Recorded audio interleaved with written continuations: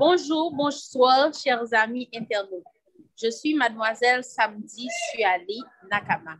Je détiens une licence en sciences de l'éducation avec un parcours en administration scolaire.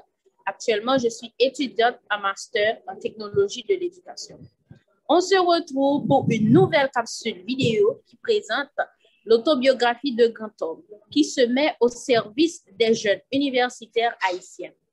Il est un rescapé de la COVID-19 et maintenant, il va partager avec nous son parcours et son implication dans l'atelier d'accompagnement à la rédaction de mémoire qu'il a mis en place pour les jeunes universitaires.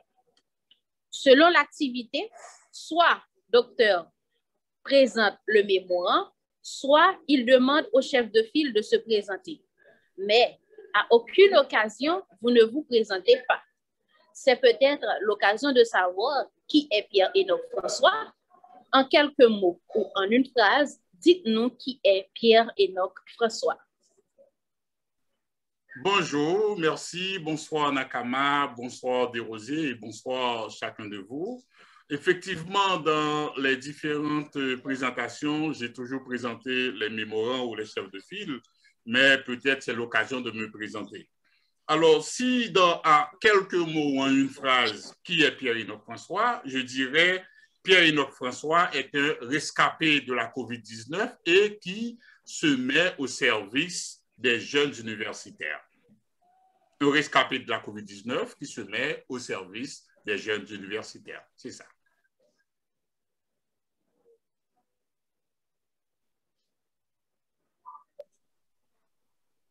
Bonjour, docteur François. Bonjour, Nakama. Bonjour, chers amis internautes. C'est un plaisir aujourd'hui pour nous de découvrir qui est effectivement docteur Pierre-Enoch François. Docteur, nous savons que vous êtes né un 22 avril, alors que le 22 avril 2020, vous étiez sous le coup de la COVID-19. Est-ce que vous pouvez partager cette expérience avec nous? Merci, Hiro. Effectivement, je suis né le 22 avril, donc là, je viens tout juste de fêter mon anniversaire de naissance. Alors qu'en 2021, le 22 avril, j'étais sous le coup de la COVID-19 et cette année, donc ça me rappelle tout ce que j'ai vécu l'année dernière. C'est une expérience difficile à raconter, très difficile à raconter, mais il y a certaines informations que je peux partager avec vous. Par exemple, pour démarrer, au début de la semaine du 22 avril l'année 2020, ma femme, qui est un personnel de santé, a eu les symptômes de la COVID-19. Et à ce moment-là, elle s'est fait, je dirais, tester. Avant l'arrivée des résultats, moi-même, j'ai eu des symptômes. Et au cours, je dirais, de la semaine, mon état s'est détérioré, s'est empiré. Et ma femme qui était malade, je dirais, il se disait, elle a appelé en ambulance parce que mon état de santé s'était amélioré, s'était, je dirais, détérioré totalement. Et elle a décidé d'appeler l'ambulance. Et les ambulanciers, lorsqu'ils arrivaient, ils disaient que c'était pas trop grave, donc je peux encore rester puisque c'est pas grave. Et je suis resté, c'était le 22, ils ont appelé, et le 23, le 24 alors, je suis allé à l'hôpital, ils ont encore appelé l'ambulance, puisque elle a encore appelé l'ambulance, elle a remarqué que mon état de santé se détériorait, et elle avait un saturomètre pour mesurer le taux d'oxygène dans mon sang. Et du coup, elle a vu que le taux d'oxygène diminuait progressivement. Et du coup, elle a appelé encore l'ambulance. Et le 24 avril 2021, je suis rentré à l'hôpital, l'hôpital Pierre-Le-Gardeur, ici au Canada, au Québec. Et je suis rentré à cet hôpital-là. Et je suis arrivé, je dirais, en fin d'après-midi. Je suis arrivé en fin d'après-midi et voilà que je dirais même au début de soirée, alors que la nuit, j'allais perdre connaissance. Le 24 avril, la nuit, j'allais perdre connaissance et je me disais, si j'étais resté à la maison à ce moment-là où j'ai perdu connaissance, eh bien, tout de suite, j'allais mourir le 24 avril. Et effectivement, aujourd'hui, on est 24 avril, donc ça m'a attiré l'attention puisque entre 24 avril 2020 et 24 avril 2021, ça allait faire un an que j'allais plus exister. Donc, ça me rappelle beaucoup de choses. Alors, je suis arrivé comme ça, et puis voilà, j'ai perdu connaissance, et après, je sais rien. Lorsque je me suis réveillé, il était, je dirais, vers 18 ou 19 mai, des choses comme ça. Donc, du 24 avril au 19 mai, je ne sais rien. Du 24 avril au 19 mai, je ne sais rien, je ne sais pas ce qui s'est passé entre 19 avril et 19 mai. Donc, du coup, c'est une période que je ne connais pas. 19 avril 2020 et, disons, 24 avril 2020, 19 mai 2020, cette période-là, je ne sais pas ce qui s'est passé. Je me rappelle, lorsque je commençais à avoir conscience, il y avait plein de médecins, de personnel de santé autour de moi, et c'est à ce moment-là que je commençais à ouvrir les yeux, et je vois plein de monde, de personnel médical autour de moi. Il était autour de 6 à l'hôpital Le Gardeur. Je vais profiter pour les saluer et les remercier.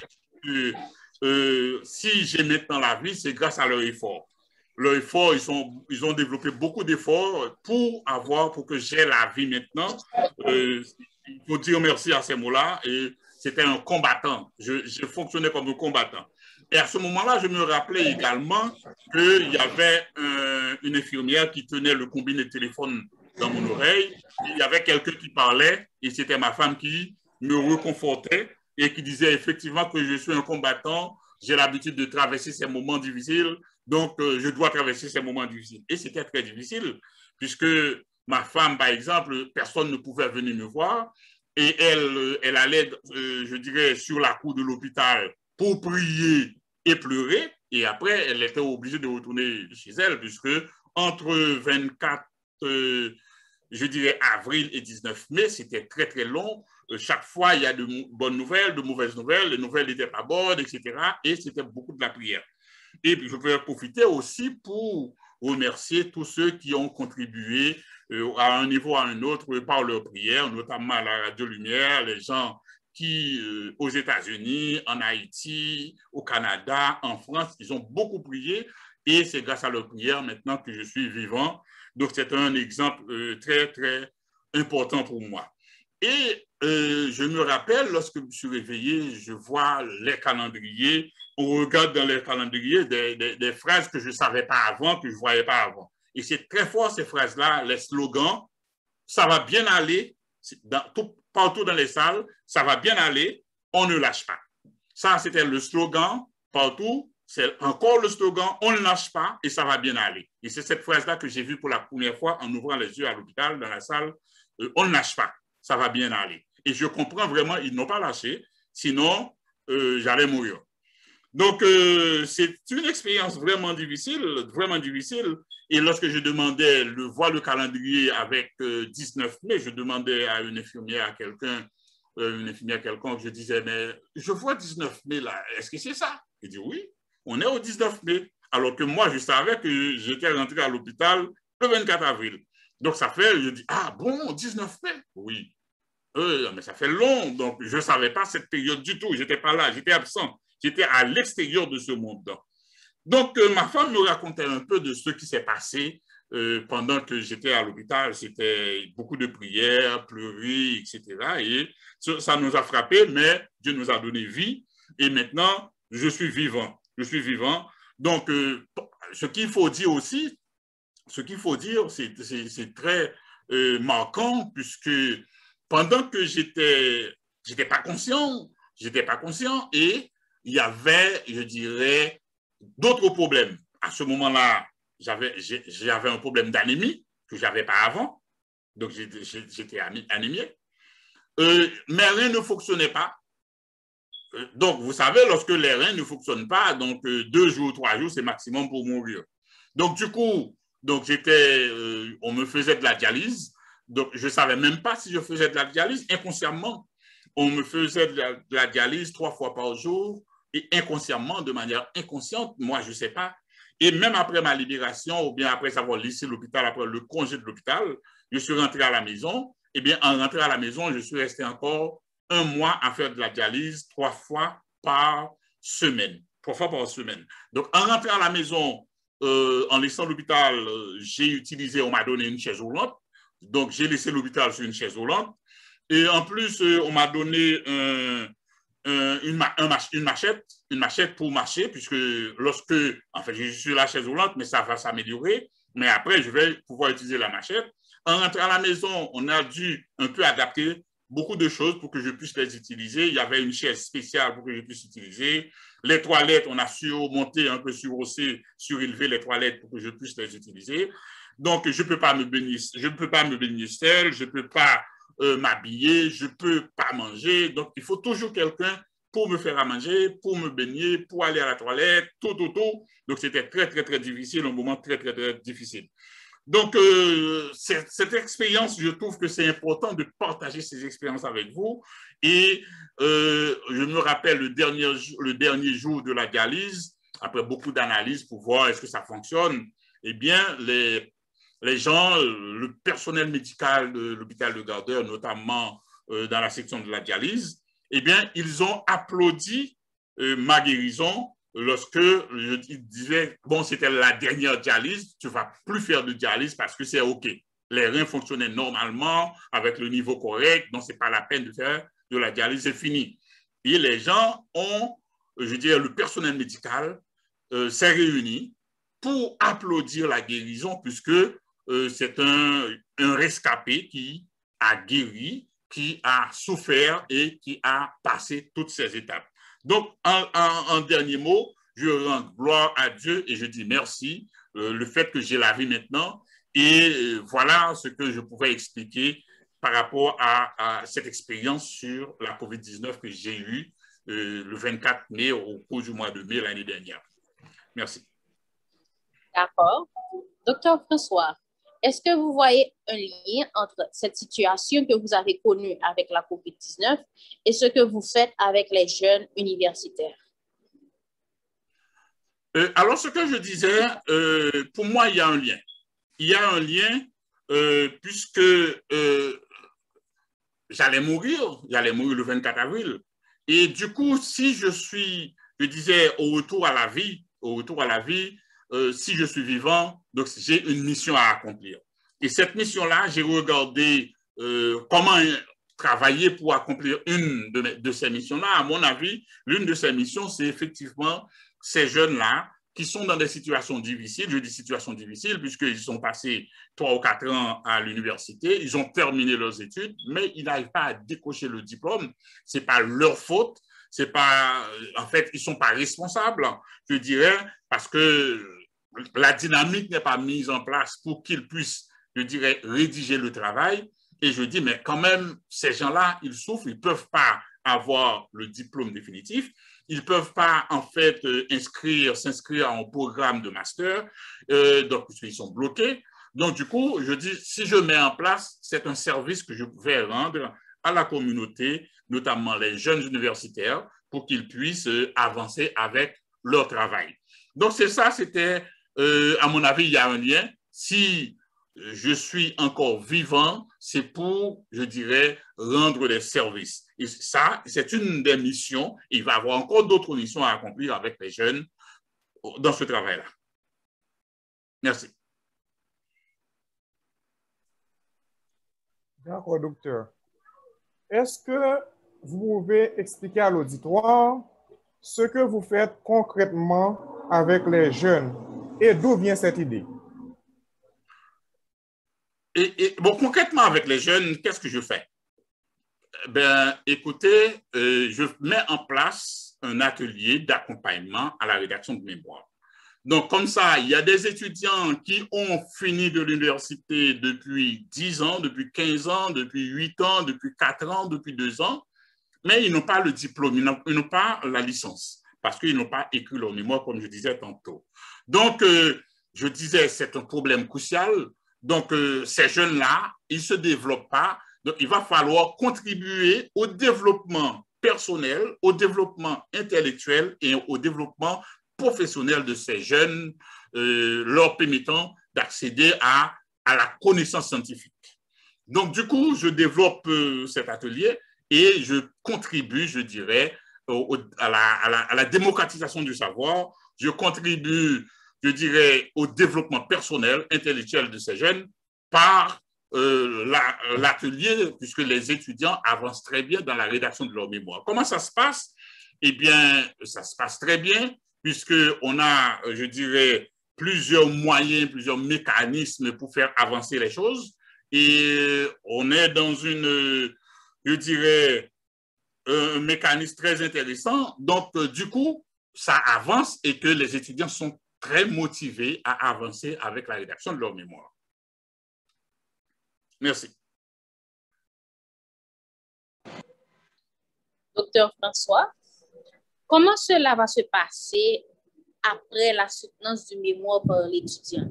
Est-ce que vous avez d'autres projets à plus long terme? On aimerait bien savoir. Eh bien, oui. Avant de répondre à cette question, peut-être je vais donner un élément avant d'arriver à cette réponse-là. Avec les mémorants, par exemple, on fait l'accompagnement, ils produisent progressivement et ensuite on a mis en place d'autres activités, par exemple ma problématique en 180 secondes. Donc les étudiants sont en mesure de non seulement de rédiger, mais de faire la synthèse de chaque étape de leur travail. Donc ça développe l'éloquence chez eux. Et maintenant, après la soutenance, l'objet c'est aider l'étudiant pour que son travail puisse être connu dans le monde scientifique dans son domaine. Donc, l'idée, c'est d'accompagner les étudiants, d'accompagner l'étudiant après la soutenance de son mémoire pour que son mémoire puisse devenir, je dirais, un article à caractère scientifique qui peut devenir un chapitre dans un livre collectif qui peut être publié après la soutenance. Donc, on a envisagé de publier plusieurs ouvrages au fur et à mesure et d'accompagner avec les chefs de file, vous autres que vous êtes des chefs de file, donc contribuer, permettre à l'étudiant, je dirais, aux mémoires de l'étudiant, que, je dirais, la société puisse prendre connaissance de ce travail-là. Donc, après la soutenance, l'idée, c'est permettre encore aider l'étudiant pour faire la synthèse de son mémoire et peut-être en une vingtaine de pages et publier, je dirais, ce travail dans un ouvrage collectif. Merci. Merci, docteur François. Donc, vous recevez des étudiants de toutes disciplines. Donc, comment cela se passe au niveau des ateliers? Donc, puisque vous recevez des étudiants de toutes les disciplines, comment cela se passe? Est-ce que vous pouvez nous expliquer? Oui. Alors, effectivement, nous recevons des étudiants dans toutes disciplines. On a des étudiants en sciences de l'éducation, en sociologie, en sciences humaines, des étudiants en économie, même des médecins. On reçoit des agronomes, on a un peu de tout. On a un peu de tout. Mais sachez que la démarche fait que avec la démarche méthodologique qui est dans le champ des sciences humaines et sociales, donc on avance avec 3 approches. Une approche maïeutique, l'étudiant qui arrive avec une idée, de cette idée-là, on l'interroge pour faire accoucher toutes les idées lui permettant de rédiger le travail. Donc, cette approche maïeutique permet, je dirais, de mobiliser des connaissances. Là, on est dans une autre démarche, la mobilisation de connaissances. D'abord, l'approche maïeutique fait émerger des connaissances. De ces connaissances-là, ces connaissances sont mobilisées et ces connaissances sont appropriées et par moi-même qui n'a pas le contenu, je dirais, de cette discipline-là, mais j'ai la méthodologie, mais les contenus évoqués par l'étudiant permettent que ces connaissances sont mobilisées et je peux pousser l'étudiant à avancer, quel que soit son domaine. Donc ça, c'est la mobilisation de connaissances. Et une autre approche qui est une approche coopérative. Coopérative, c'est que c'est une démarche où chacun donne ses idées, chacun aide celui qui prend la parole à avancer dans son travail. Donc la démarche est vraiment coopérative et je trouve que ces 3 approches vont très bien avec l'atelier. L'approche maïeutique, l'approche coopérative et la mobilisation des connaissances. Merci. Merci. Docteur François, quel est le lien qui existe entre votre parcours et ce que vous faites, ou encore pourquoi vous êtes interpellé par ce phénomène, plus précisément? Merci Nakama pour cette question. D'abord, j'ai une expérience qui est très marquée par plusieurs phénomènes. Je dirais mon enfance marquée par différents éléments fait que dans mon enfance, il y a des éléments qui apparaissent comme, je dirais, des éléments de sociologie d'éducation, des éléments qui sont liés à la politique éducative, des éléments qui sont liés, je dirais, à la politique de manière générale, des manières qui sont liées, je dirais, même au niveau de la sociologie. Donc, dans mon enfance, donc, il y a l'économie de l'éducation, il y a tout. Je vois dans mon enfance tout ça qui fait que, d'abord, c'est un premier élément qui m'interpelle. Ensuite, ce qui est important à dire, j'ai une formation initiale pluridisciplinaire. Donc, c'est pas toujours quelqu'un a une formation initiale dans 2 ou 3 domaines. Donc, j'ai une formation initiale dans 3 domaines. Une formation initiale en éducation, une formation initiale en économie et surtout une formation initiale en recherche-action. Et là aussi, c'est un peu rare que la recherche soit une formation initiale pour quelqu'un. Donc, on peut faire les sciences de l'éducation et à la fin, on vous demande un mémoire, vous êtes dans l'obligation d'écrire le mémoire. Ou bien vous faites la sociologie, vous suivez des cours de sociologie, peut-être même en licence, certaines universités, notamment en France ou bien au Canada, ne font pas de mémoire, par exemple. Mais moi-même, j'ai la chance d'avoir une formation initiale, la recherche-action. Donc, la recherche pour l'action. Donc, ça fait que ça m'interpelle toute la démarche méthodologique. Je suis imprégné de cette démarche-là depuis dans la formation initiale que j'ai eue en recherche-action. Donc, ça fait que j'ai une formation pluridisciplinaire, et ensuite, cette recherche-action est poursuivie par la suite par un diplôme de maîtrise, exactement, qui est fait par la recherche-action dans les champs des sciences humaines et sociales. Donc, ça fait que une maîtrise en sciences humaines et sociales. Et cette formation est poursuivie en plus par la formation, un master en éducation, un doctorat en éducation. Donc, ça fait plusieurs champs qui fait que je suis non seulement interpellé par la recherche, mais aussi interpellé par la pluridisciplinarité. Et actuellement, je fais encore une autre formation. Vous allez demander, mais vous êtes vieux, vous continuez à étudier. Mais j'étudie toujours. En arrivant, par exemple, au Canada, après mon doctorat, il y avait 10 ans. Donc, l'idéal serait de faire un postdoc. Maintenant, pour faire un postdoc, il faut soutenir le mémoire dans moins de 5 ans. Une fois que le mémoire a été soutenu au-delà de 5 ans, le postdoc n'est plus facile, n'est plus possible. Donc, je ne pouvais pas faire de postdoc. Donc, du coup, je dis, mais je pourrais faire un autre doctorat. Mais je commence à être très vieux pour faire encore un autre doctorat qui va prendre 2 ou 3 ans, peut-être 4 ans. Donc, je dis, mais c'est trop vieux. Et en plus, les éléments que j'aimerais acquérir, ce n'est pas au niveau de doctorat que j'allais acquérir ça, parce que j'ai déjà le doctorat en éducation. Mais du coup, je suis rentré à l'IRNS, qui est l'Institut national de la recherche scientifique, qui est spécialisé dans le domaine de la recherche, qui est comme le CNRS en France. CNRS seulement fait des recherches seulement, et l'INRS fait la recherche et fait la formation aussi, mais au niveau supérieur.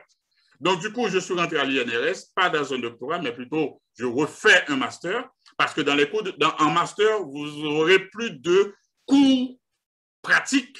Alors, au doctorat, c'est surtout la recherche, et la recherche, je sais faire ça déjà. Donc, j'allais chercher les éléments essentiels qui me permettraient de comprendre la réalité, je dirais, canadienne, la réalité québécoise en matière de recherche scientifique.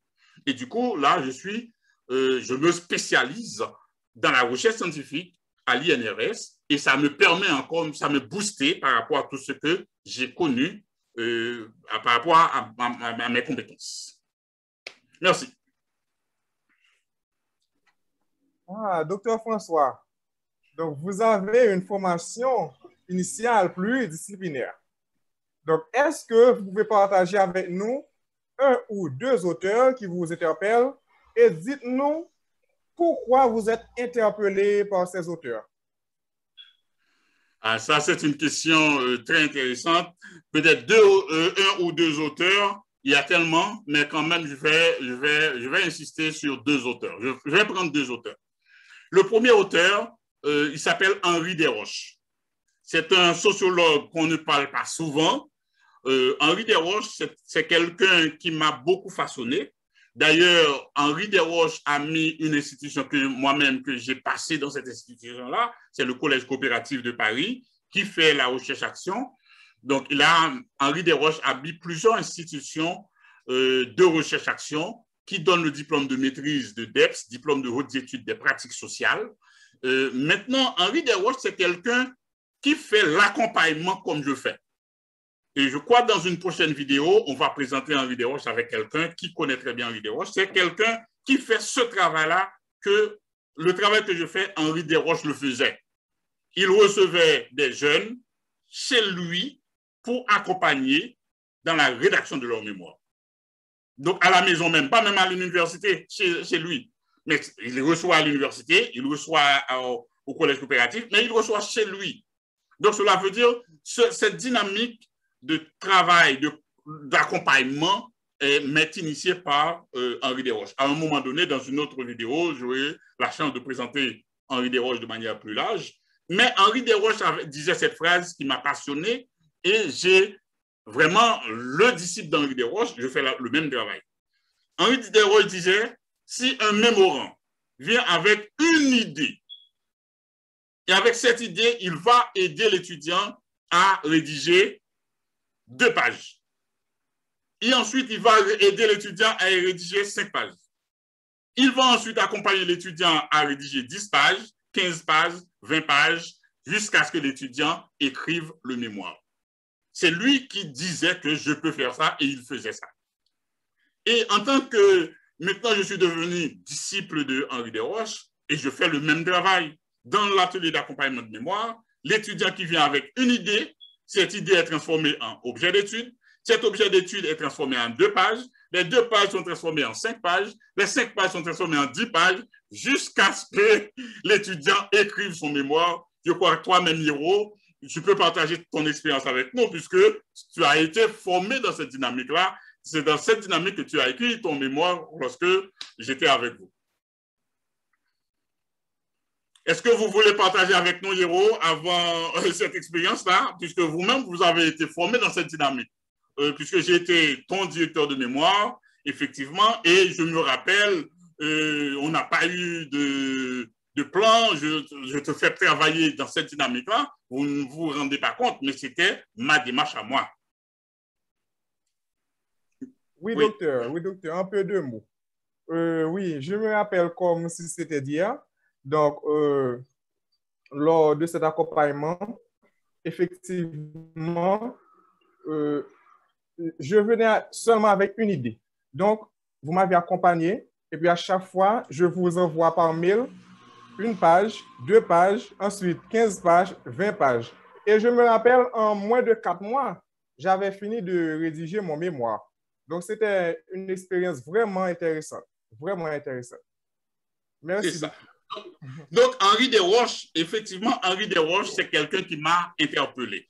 Donc, un deuxième auteur, pour aller vite, pour couper court, un deuxième auteur, moi, j'aimerais bien aborder le cas de Pierre Bourdieu. Pierre Bourdieu est un sociologue qui m'a beaucoup marqué. Bon, comme je suis devenu en même temps professeur de sociologie d'éducation, maintenant, dans mes cours, Pierre Bourdieu est toujours au centre de mes réflexions, de mes travaux. Donc, lorsqu'on regarde le premier travail, un des travaux de Pierre Bourdieu, par exemple, la reproduction, et lorsqu'on regarde, par exemple, le cas d'Haïti, c'est vrai, Pierre Bourdieu est un Français, il y a plein de théories que Bourdieu a développées, on se demande là, mais c'est comme s'il a connu Haïti, puisque ces théories-là tombent à pile poil sur Haïti, la reproduction. Donc, il explique dans la reproduction comment l'école pourrait contribuer dans la reproduction de la société. C'est exactement ce qui se fait en Haïti. Il développe ensuite une autre théorie, les héritiers. C'est une théorie très intéressante et qui est très liée à la situation d'Haïti, les héritiers. Donc, lui, il explique, par exemple, en France, celui qui a un niveau élevé au niveau culturel, au niveau français. Donc, ils sont différents que ceux qui parlent français, mais qui n'ont pas des connaissances pointues au niveau français. Donc tu vois, même en France, il explique la situation des héritiers et en Haïti, la situation est criante. Donc, ces deux auteurs-là, pour moi, je parle de Henri Desroches et Pierre Bourdieu, ce sont des auteurs qui m'interpellent beaucoup. Merci. Merci, Dr. François. Nous savons, vous avez fait un bref rappel, que vous avez fait beaucoup d'études, et ceci dans plusieurs pays. Donc, quelle étude ou quelle formation qui vous a beaucoup plus façonné? Une question intéressante aussi. Bon, la première formation qui m'a beaucoup façonné, ça, c'est cette formation que je fais en recherche-action. En fait, d'abord, en recherche-action que je fais au Collège coopératif de Paris, c'est une formation qui m'a beaucoup façonné puisque j'ai fait d'abord une formation initiale qui m'a donné accès à un certificat d'initiation à la recherche-action. Et cette formation, en fait, c'est une formation que je fais, je dirais, entre Paris et Haïti. Je travaillais encore. Je devais faire la recherche dans le cadre de mon travail, donc faire une recherche, regarder, etc. Donc, c'était très intéressant. Et ensuite, j'ai poursuivi cette formation avec la recherche-action pour avoir ce diplôme de maîtrise. C'est une formation qui m'a beaucoup passionné puisque là, j'ai acquis toutes les bases en matière de recherche scientifique. D'abord en formation initiale et ensuite en formation pour vers le master, avoir le DEPS, qui est le diplôme d'études des pratiques sociales, équivalent de maîtrise. Donc là, il y a eu un accompagnement des étudiants qui, je dirais, très, très intéressant, très, très pointu, qui fait que l'étudiant arrive à un travail pointu. Moi-même, je me rappelle le dernier travail que j'ai fait pour le collège coopératif qui était, en fait, le collège coopératif fait la formation, l'université valide. L'université qui validait, c'était l'université Sorbonne Paris 3. Donc, à ce moment-là, on devait s'inscrire à la fois au collège coopératif et à l'université Sorbonne Paris 3. Collège coopératif fait la formation et Sorbonne, maintenant, le jury, vous devez passer devant un jury universitaire à Sorbonne.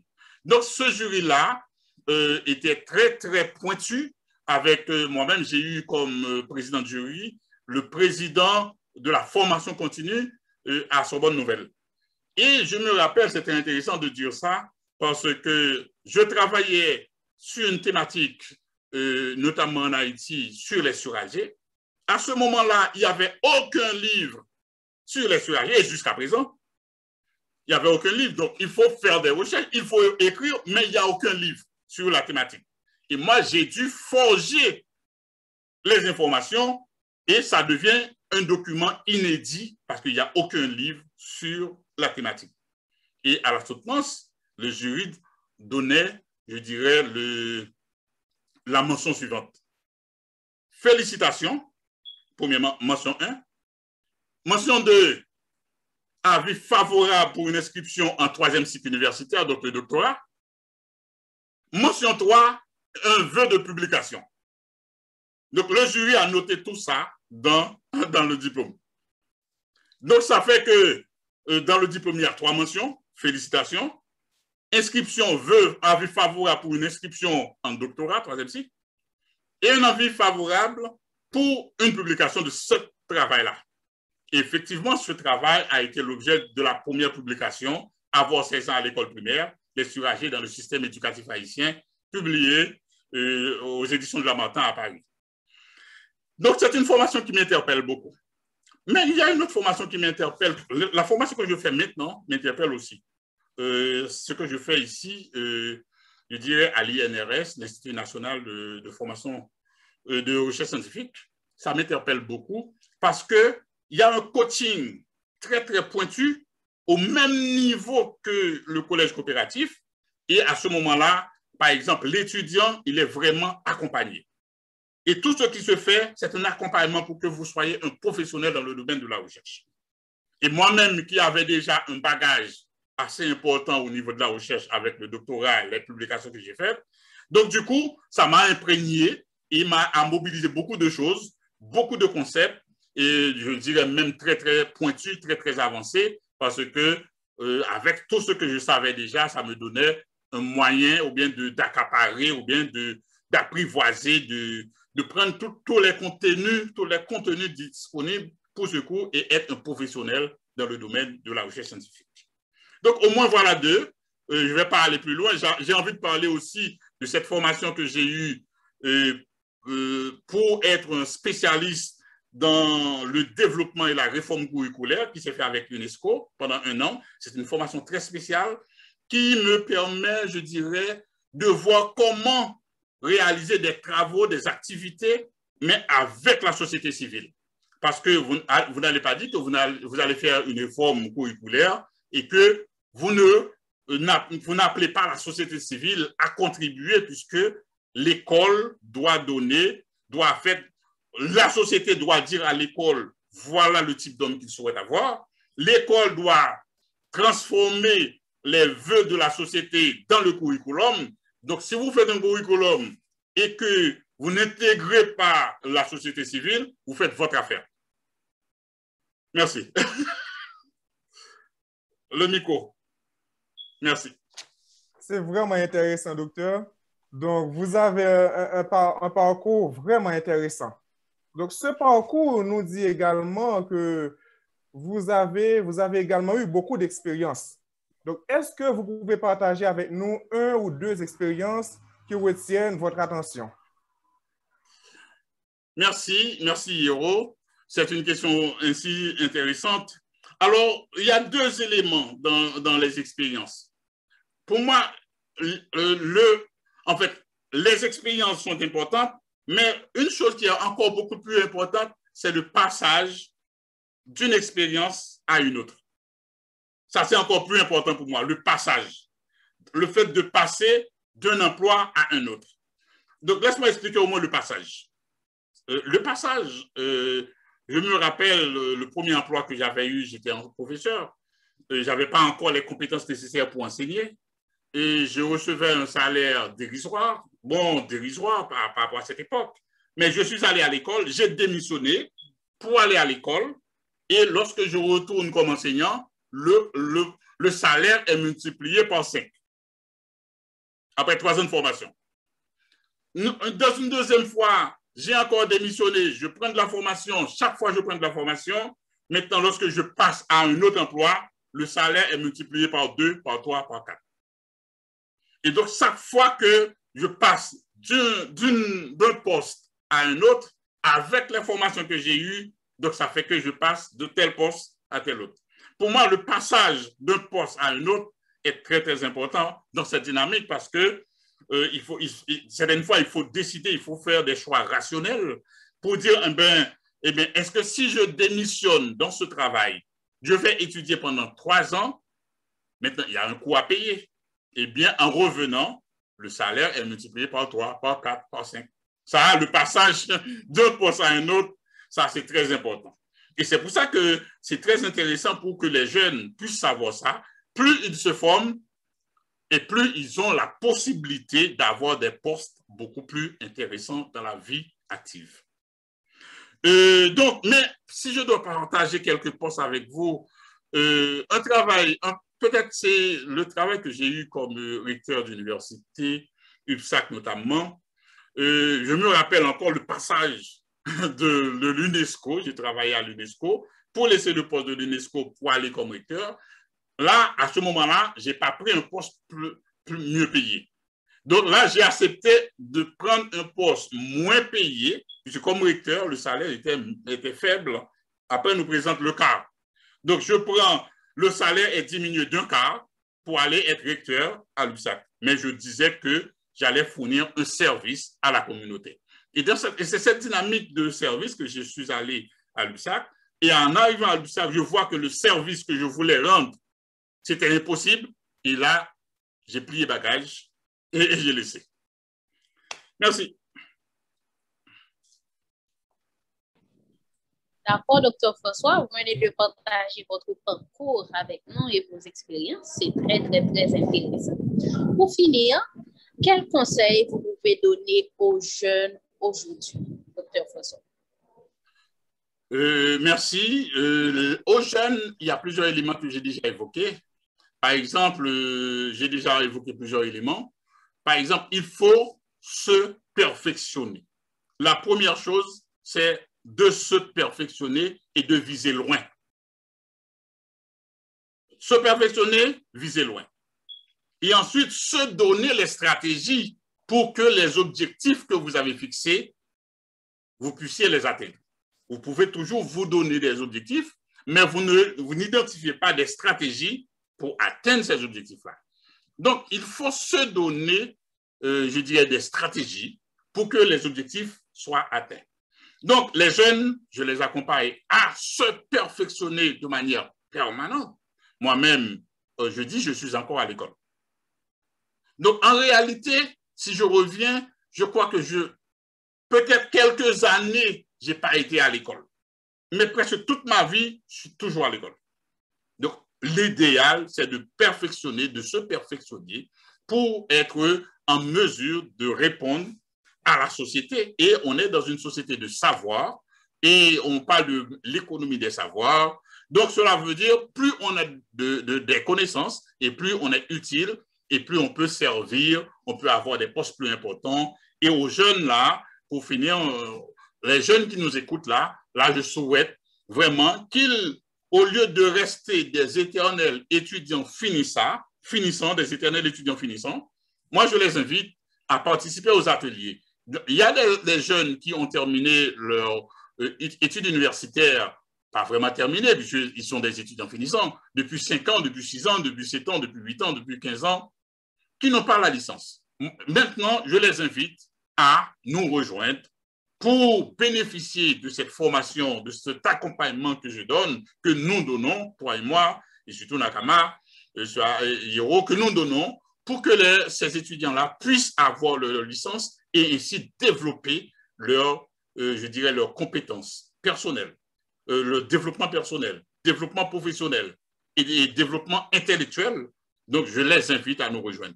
Et l'étudiant peut être en 3e année, puisque, en général, là, on a des étudiants en 3e année qui élaborent leur mémoire. Donc, du coup, en 4e année, rapidement, ils vont terminer. C'est mieux si l'étudiant est en 3e année et il commence déjà avec nous. Cela veut dire l'année prochaine, eh bien, l'étudiant aura terminé en même temps qu'il aura terminé le mémoire.